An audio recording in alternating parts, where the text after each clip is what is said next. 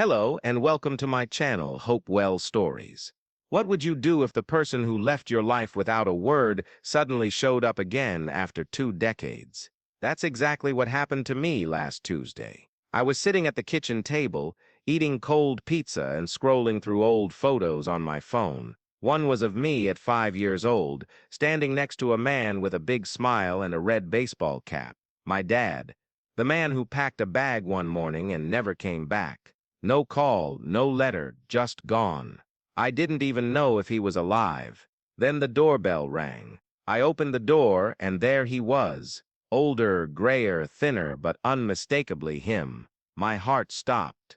I couldn't speak. I just stared. "Hi, Sam," he said, his voice shaky. "Can I come in?" I stepped aside. He walked in like he still knew the place. Like he hadn't missed 20 birthdays, Christmases, school plays, and my mom's funeral. He sat at the same chair he used to sit in, the one by the window. "I heard about your mom," he said quietly. "I'm sorry I wasn't here." I just nodded. I didn't want to cry. Not in front of him. "Why now?" I finally asked. After all this time, he looked down at his hands. "I got sick, cancer. Not long to live, they say. I wanted to make things right." My chest tightened. Part of me wanted to scream, to throw him out. Another part wanted to hug him and beg him not to leave again. But then he said something that froze me. "It's not just about you, Sam." I frowned.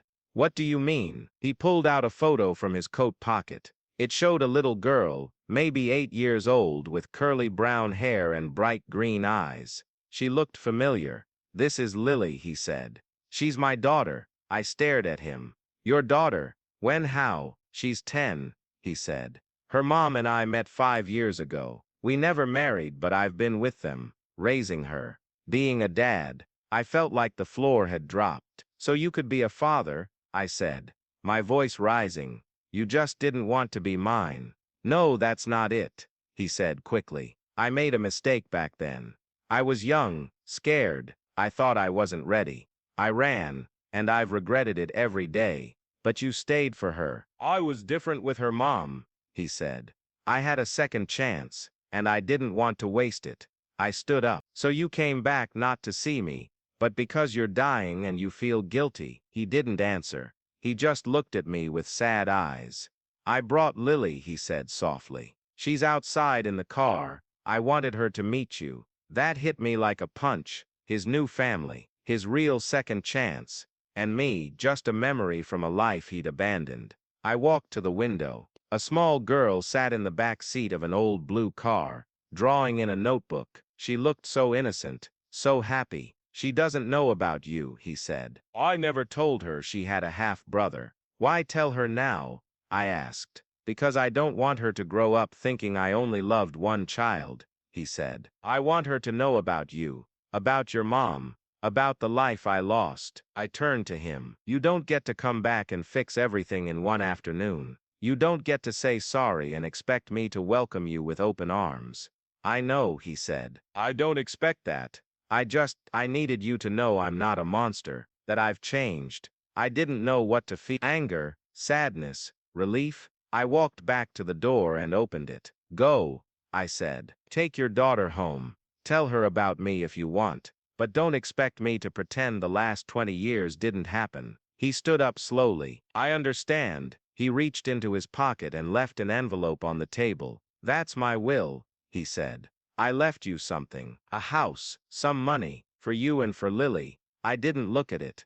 "Goodbye, Sam," he said. And then he was gone. I sat back at the table. The house was quiet. I picked up the photo of me and him from when I was 5. I stared at his smile. Was he really sorry, or was this just guilt? A week later I got a call. He had passed away. I didn't go to the funeral, but I did visit Lily. She lives in a small town 2 hours away. When I knocked on the door, she answered. "Are you Sam?" she asked. I nodded. She smiled. "Dad talked about you a lot," he said. "You were brave and strong." I knelt down. He was brave too, for coming back. She handed me a drawing. It was of 2 boys and a man standing under a tree. One boy looked like me. The other looked like her. "We can be family," she said. I pulled her into a hug. Maybe some wounds never fully heal, but maybe, just maybe, they can grow around something new. What would you have done in my place? Would you forgive him? Let me know in the comments. And if you know someone who's been left behind, share this story. They might need to hear it.